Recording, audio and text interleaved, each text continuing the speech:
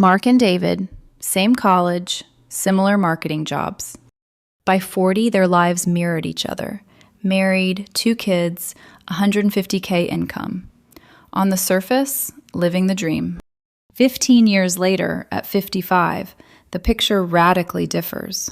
Mark, on his back porch, finalizes early retirement, deciding between Florida or Arizona winters.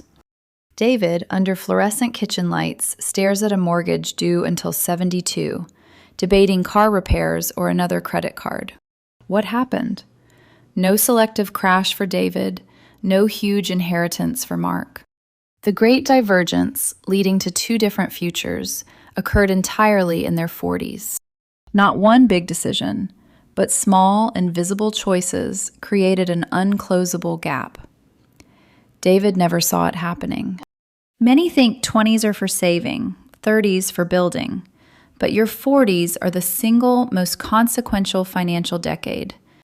It determines comfortable or stressed retirement.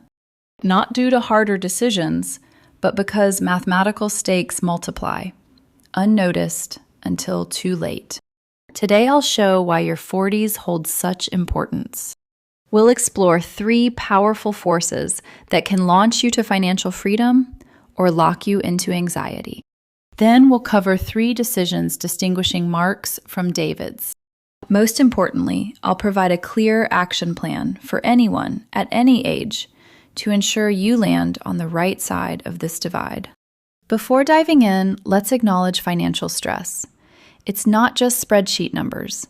It's that 3 a.m. anxiety about bills, the stomach knot when a friend suggests an unaffordable vacation, the quiet marital tension where future talks become money fights. Many in their 40s and 50s earn well, yet feel trapped. On a faster spinning hamster wheel, income rises with stress. They're running an unwinnable race. This isn't about being broke, but lacking control and freedom.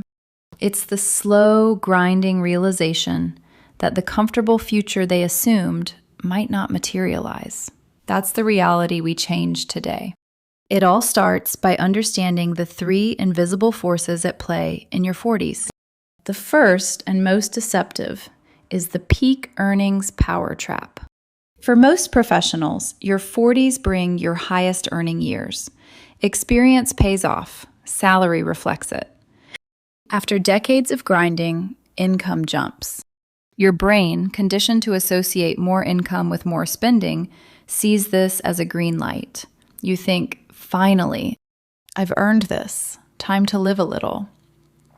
This is the trap.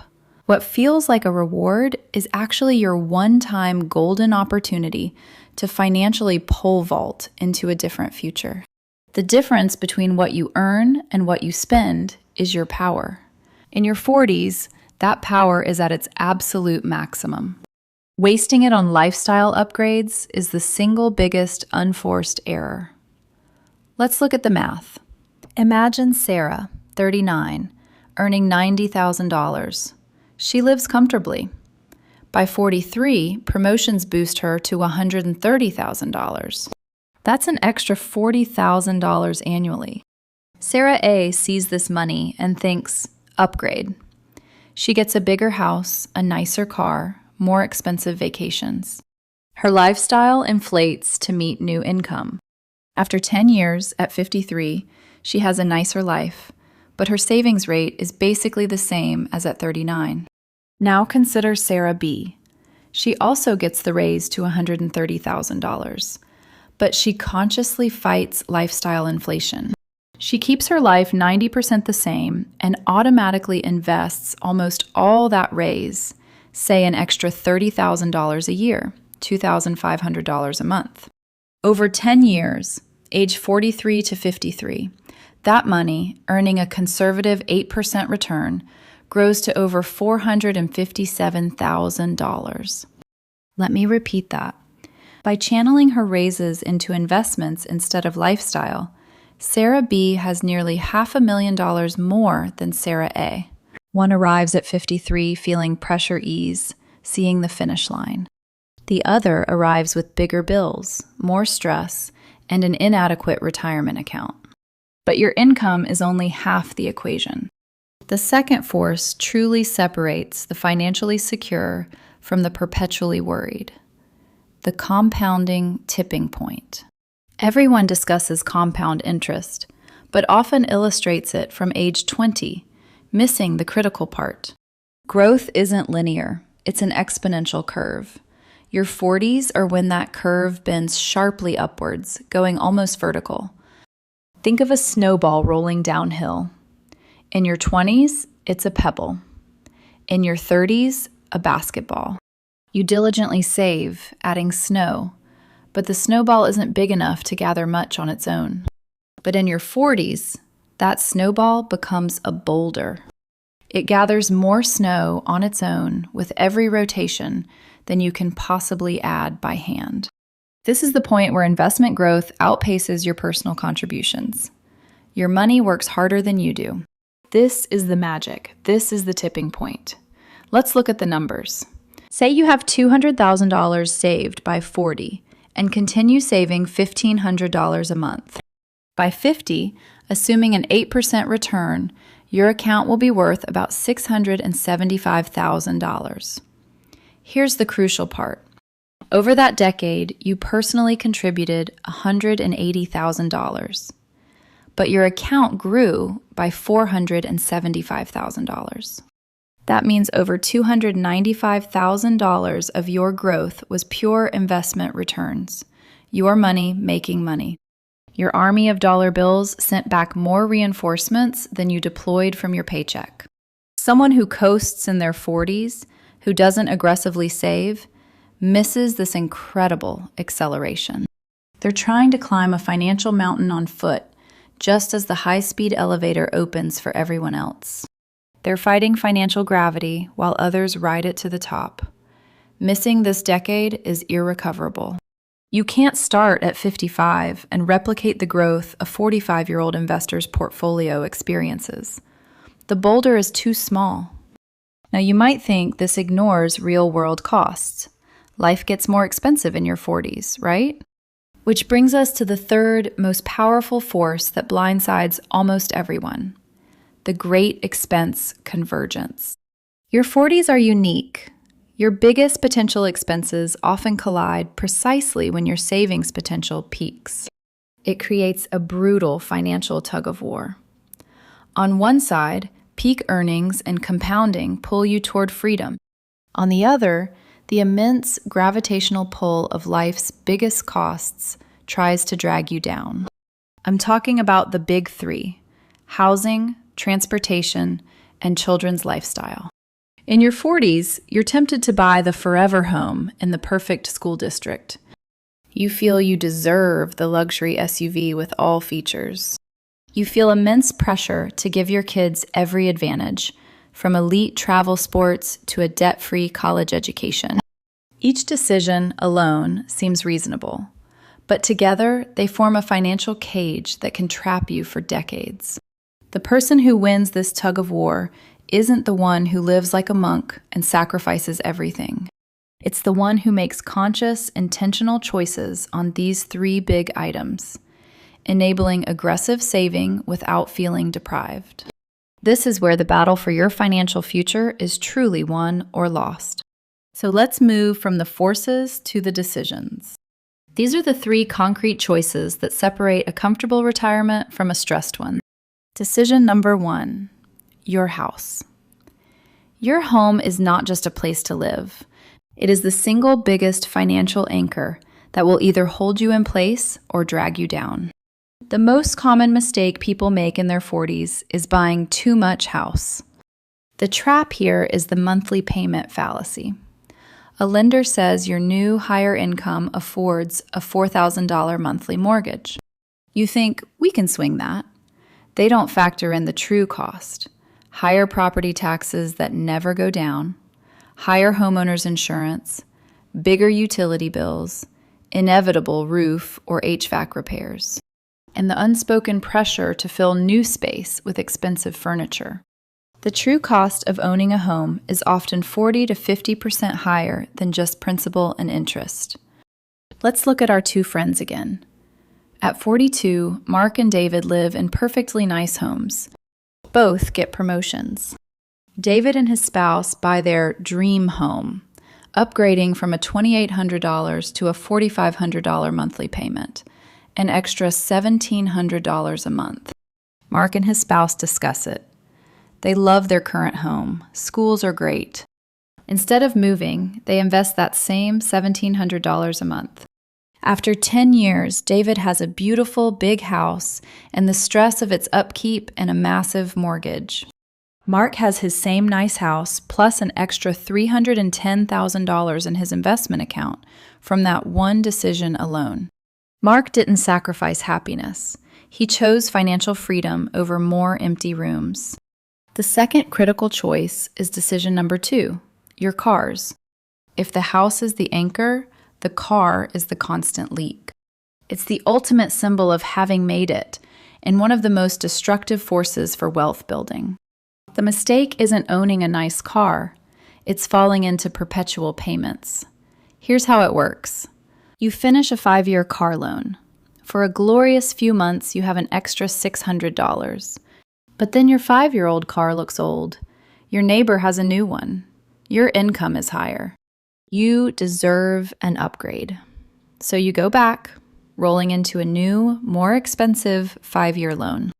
You are never without a car payment. It becomes a permanent budget item, like your mortgage. Let's quantify the damage. Person A has an average car payment of $700 a month throughout their 40s. That's $8,400 a year funding a rapidly depreciating asset. Person B decides to break the cycle. They buy a reliable 3-year-old used car with cash or a short-term loan paid off quickly. Then they invest that $700 a month. Over 10 years, from 40 to 50, Person B, our intentional car buyer, has an extra $128,000 in their investment account. Person A has a 10-year-old luxury car worth about 20% of its purchase price. This isn't about driving a beater. It's a simple mindset shift. Stop renting your car from the bank and start paying yourself instead. And that brings us to the third and most emotionally charged choice. Decision number 3, your children's lifestyle. This one is tough. It's not about you. It's about your kids. Every parent wants to give their children the best. But the best somehow got redefined as the most expensive. And we're crippling our financial futures in our children's name. The mechanism here is lifestyle creep by proxy. The $1,000 a season travel hockey, expensive private music lessons, pressure to send them to the same summer camps as friends. And the biggest trap? Believing you're a bad parent if you don't fully fund their college education, even if it means sacrificing your retirement. Here is a hard truth. The most valuable thing you can give your children is financially secure parents who will never be a burden on them. Let's look at 2 scenarios. Parent A drains their 401k and takes out Parent Plus loans to pay $200,000 for their child's dream private university. The child graduates debt-free. But Parent A must now work until 70 to make up the shortfall. At 68, with declining health, they must move in with their child, creating immense emotional and financial strain on the next generation. Parent B has an honest conversation with their child. We will help as much as possible, but our retirement comes first. Let's find scholarships, choose an affordable in-state school, and you'll be responsible for manageable student loans. The child graduates with $30,000 debt, which they pay off in their 20s while earning potential is high. Parent B retires on time, financially independent. They can help their kids with a house down payment or spoil grandkids. They are a resource, not a responsibility. Which parent gave their child the better gift? So what do you do with all this information? Let's make it actionable based on where you are right now. If you are in your 20s or 30s, your job is to front load. This is your preparation phase.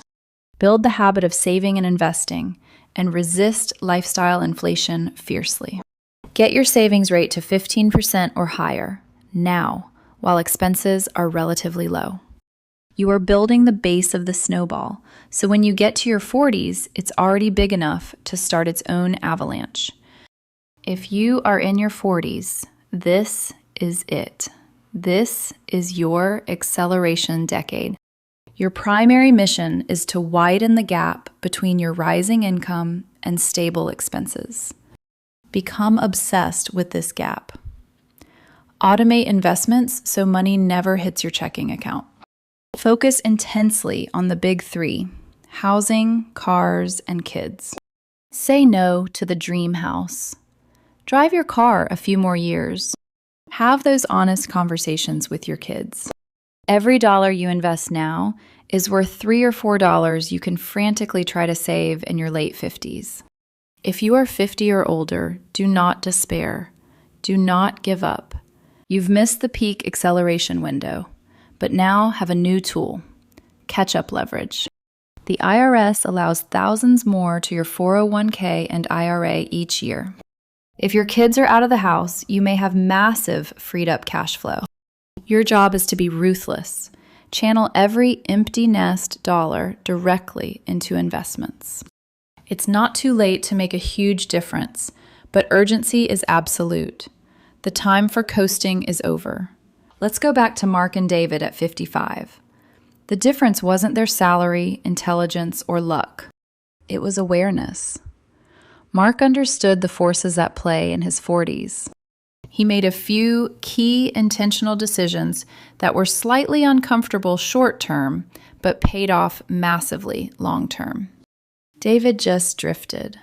He let his lifestyle float up with income, unconsciously saying yes to every upgrade, and woke up a decade later wondering where all the money and all the time had gone. The path you are on right now, today, is leading you to one of those two outcomes. You are becoming either Mark or David. The choices you make this year will determine whether your 55-year-old self is relaxed and excited or stressed and regretful. Your future self will either thank you for the foresight and discipline you demonstrated today, or they will look back and desperately wish you had paid attention. The choice is yours. If this video changed how you think about your money, hit that subscribe button. We're here to give you the clarity and the tools to make sure you end up